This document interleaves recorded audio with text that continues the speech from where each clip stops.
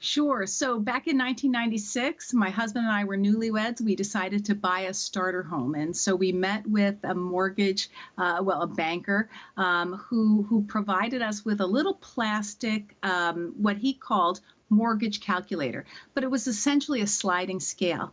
And what it showed was the amount you'd be paying in your mortgage on a monthly basis, in interest, based on the percentage rate you would get for your mortgage.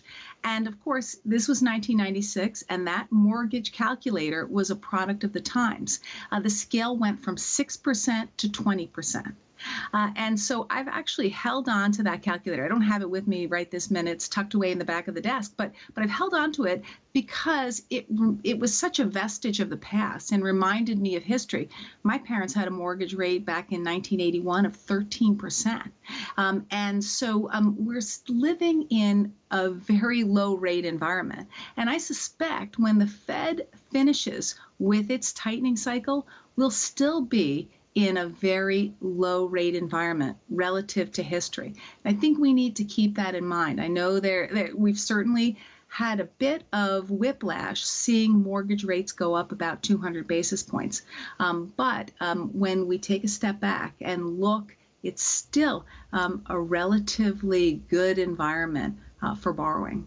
And yet, Kristina, we've got record household debt here. People just seem to be spending like it's going out of fashion on their plastic here. Do you think 3% may just feel like 20% because we have so much more debt now? For sure.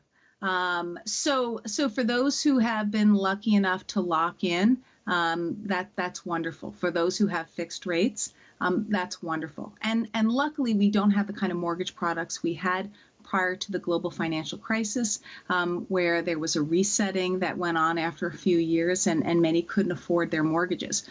So that's certainly the good news. But for those with variable rates, for those who are still out there buying, even though rates are a lot higher, it's going to feel a lot less affordable. And I would say it's not just consumers, that's true for governments as well. As rates go up, their costs of borrowing increase as well. And we know that can actually exert pressure on economies too.